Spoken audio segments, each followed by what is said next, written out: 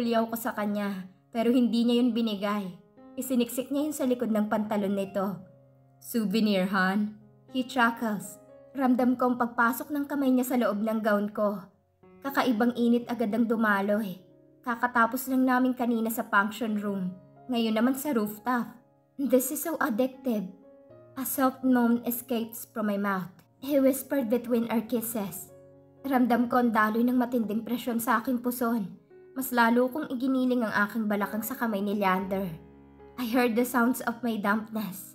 Hindi niya pinutol ang halikan namin. Tila ba uhaw na uhaw, na tila ba ang labi lang ni Leander ang tagapatid ng uhaw kong iyon. I locked my legs tightly and pressed my body even more with Leander. What did Leander do to be so hot? I unbulked his pants. Aggressive, hon? Leander teased me. I smiled seductively. Punong-puno ako. Halos mawala ako sa katinuan. Wala na akong pakialam kung nasaan kami. All I could think of was the last building in my abdomen again. Umungol si Leander na nagpadagdag sa init ng aking katawan. Para kung sinusunog sa tindi ng aking pagnanasa. Nakakabaliw. Narinig kong halinghing ni Leander habang madiing nakapisil sa mga hita kong kanyang mga kamay. And of course, without inhibition I obliged. Hinila ni Leander ang bato ko at madiing hinalikan. As his legs tightened, we both reached heaven together. Habol ko ang aking paghinga. Halos lupaypay ako sa pagod. Leander's masculinity is still inside of me. Nanginginig ang mga hita ko habang nakakapit sa batok ni Leander. Habol din itong kanyang paghinga. You're so addicting, Han. Mahinang bulong nito. It's time to do this more often. Dagdag pa niya na siyang ikinangiti ko. Ang rupok ko. Nanlalagkitan na ako. Hinila ko ni Leander papalapit sa kanya. I love you, Kara. Promise me whatever happens, don't give up on me, okay? Don't give up on us. Sabay halik sa ulo ko. No, I won't. I love you too, Leander. Ilang sandali pa kami sa ganoong posisyon nang magsalita si Leander. Come, I should bring you home. Baka mag-alala na sa'yong mga mami mo. Umiling ako sa kanya. Can I stay at your place just for tonight? Pagpapakyut kong tanong. I have a business trip to Japan tomorrow. May iwan ka mag-isa sa bahay, okay lang ba sa'yo? Tumangu-tangu ako na parang bata. Oh jeez, paano ba ako makakatanggi sa'yo? Come, baka magbago pang isip ko at ihatid kita pa uwi sa inyo. Tumawa lang ako.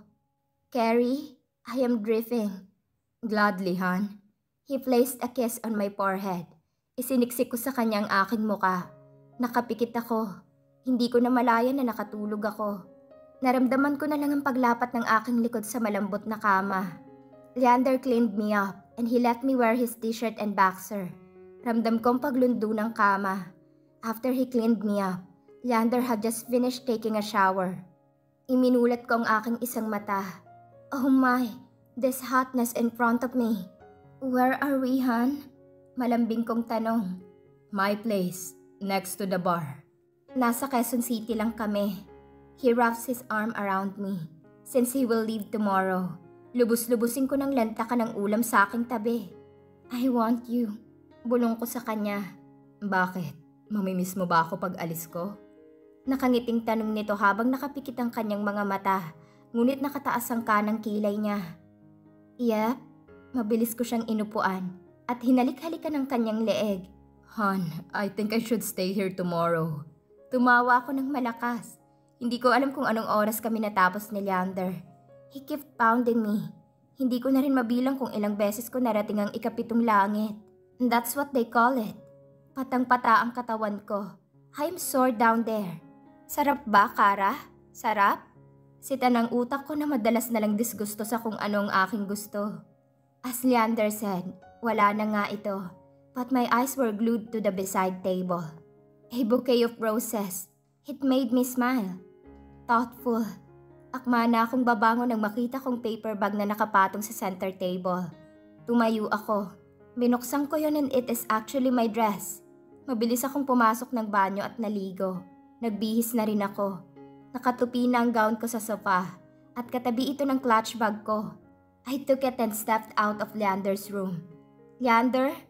Akala ko ba umalis? He is already wearing a business suit.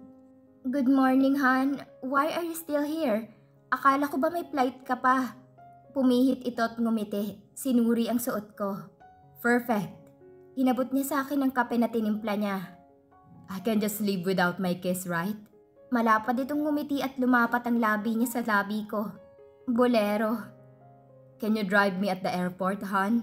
Para may magamit kang sasakyan pagpasok mo sa office. What do you think? Tanong nito. Excellent suggestion, actually. Pagkatapos namin magkape, magkahawak kami ng kamay lumabas sa unit niya. It was nice, by the way. Hindi ko na nasipat ng mabuti dahil gabi na rin kami nakarating dito. He pressed the basement level as we entered the elevator. Stay away from Christian, okay? It was just 3 days, Han. I'll be right back, okay? Tumango ako. Good girl. Sabay pisil sa aking pang-upo. Naughty. Komento ko. Your fault. You're irresistible.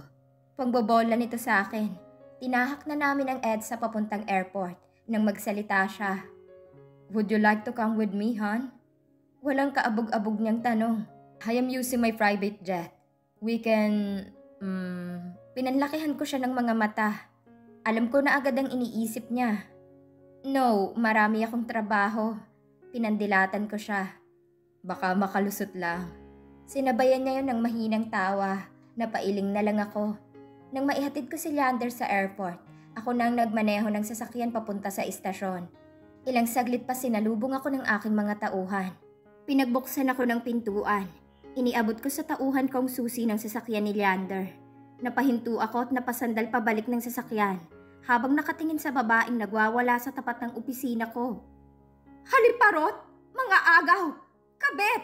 Mamamatay tao! Lumabas ka dyan! Ito ang sinisigaw ng babae sa hindi kalayuan. I have been watching her for a while now. As much as I dislike the show, I must admit that I enjoy it. I am confident that her stance will boost my station's ratings. Pumalakpak ako habang papalapit sa kanya. Kara, was a brutal bitch. And no one dared to step on me. Not even this woman, who is typically low class in society. As I walked like a goddess, I wanted this woman to know that I owned the land and place where she stood. Are you finished yet? Do you need the camera on a scene? I have everything covered. Ngising tanong ko. Lumingon nito sa aking gawi at nagbabaga ang kanyang mga mata na ipinagtataka ko. What did I do? Why was this woman insanely mad at me? Kung nakakamatay lang siguro ang galit sa mga mata niya, kanina pa nagdanak ang dugo sa lupa. Nagkibit balikat lang ako. Hindi ko siya kilala. It is the first time I have encountered this woman in my life. Taas noo akong naglakad at nilampasan siya nang biglang hinila niya ang buhok ko. And that's the wrong move, bitch. What the frick? Hinawakan ko ang kamay niya at pinaikot ko yon para pilipitin ito sa sakit at walang habas na sinipa ko ito mula sa likuran. This is one of the perks of having a friend who is proficient at MMA and my trainer. Sumadsad ang babae sa semento. Ngunit hindi ito nagpatinag. Agad itong tumayo at akmang susugurin ako. Pero hinarang siya ng mga tauhan ko. No, let her. Utos ko. Isa kang higad! Makate! Kabet! Isang malakas na sampalang hindi ko napaghandaan. I have fair skin. So I'm sure her palm leaves a mark on my face. Napasinghap silang lahat. The look of shock on their faces were too obvious. Sino bang hindi? This bitch just slapped me. Nanlilisik ang mga mata kong pumukol sa kanya. Kita ko ang mga tao at empleyado sa aking paligid. Hawak nilang kanilang mga cellphone at kinukuhanan kami ng video. People, be sure to keep the video as a souvenir. But not on social media. Because I will make you sure. Nahihimas kayo ng rehas kapag kumalat yan. Puno ng banta sa boses ko. So could you repeat what you said, miss? I was preoccupied with the audience. Panunuya akong tanong. Are you kidding me? Who gave her the right to tarnish my reputation? I was accused of being a what the fuck? Bitch? Homewrecker? Mistress? And murderer? Again and again? My eyes were swollen. I am in pain and broken. He promised me that I was the one. And he swept my feet to all for him. My mom was right. First he made me fall. And then he sought vengeance. And that was his motive from the beginning. And I took the bait. Stupid Kara. My phone kept ringing. Many of my friends were calling, but I ignored them all. I didn't bother to answer. I couldn't answer. I was too ashamed. Mama and Mommy were calling too. She warned me before that Leander would hurt me, and it was happening now. Kinuha ko ang aking telepono sa bag. Mabilis akong lumabas ng aking opisina. Clarice, go home. Utos ko sa kanya, pero hindi ko siya tinapunan ng tingin. Agad kong tinungo ang elevator. It was very fucking slow. On every floor, someone pressed, and if they saw me, no one dared to be my companion in the elevator. They immediately looked away, as if bubuga ko ng apoy kung titigan nila ako. I would be in my state right now. Agad tumayo si Mang Damian nang makita ako. Ma'am Cara, tumango ako. Nauna itong maglakad palabas ng building.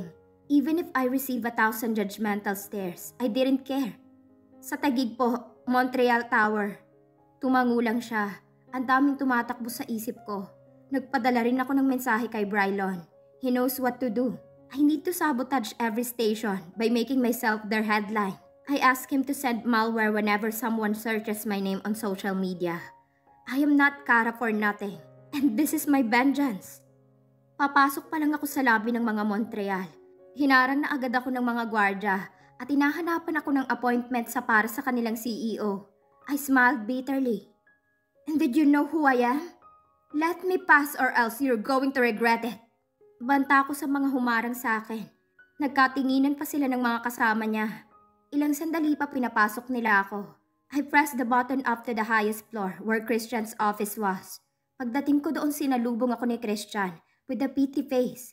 Isang malakas na suntok ang tumama sa mukha niya. Cara, that hurt! I saw blood on his cut lip. Dinuro ko siya. Nalilisik ang aking mga mata. You knew all along, but you kept it from me. Why? Agad siyang nag-iwas ng tingin at iniwan ako. Pumasok ako sa kanyang opisina at sumunod akong nagpupuyos sa galit. Pagpasok, may ice pack bag na siyang hawak. Answer me, Christian.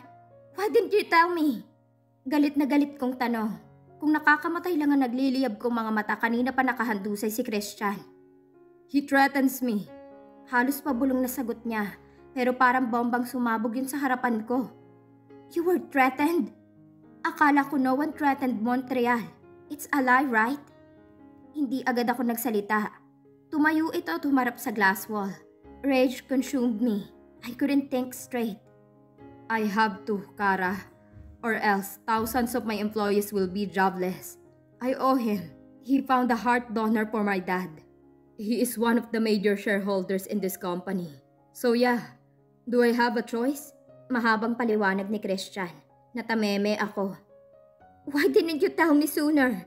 For all time's sake, Chris. I have trusted you. Pinagsusuntok ko siya mula sa likuran. Hindi siya umilag. Tinanggap lahat ng galit ko.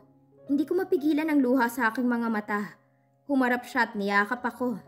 I am so sorry, Cara. I wish things were different. Para akong nanghina. Christian was guided to seat. Tahimik kaming dalawa. Ang mga hikbi ko lang ang naririnig namin. I heard you at the gala party. You were talking to someone. A woman. Tumango siya. Leander saw and made us leave. And he said he would kill anyone who stood in his way. Nakayukong sagot niya. I thought you were my friend, Chris. I guess we're not. I am your friend, Cara. Always. Pagsusumamo ang mga mata nito. Who is that woman? Don't you dare lie to, Chris. Banta ko. Gusto ko na siyang balian ng buto. Not until I found out who she is. She's my cousin. Leander's grandparents arranged their wedding 2 years ago. She loves Leander even though he doesn't love her. She was 2 months pregnant the other day. She lost her baby after discovering you and Leander were in a relationship. Napatakip ako ng aking bibig.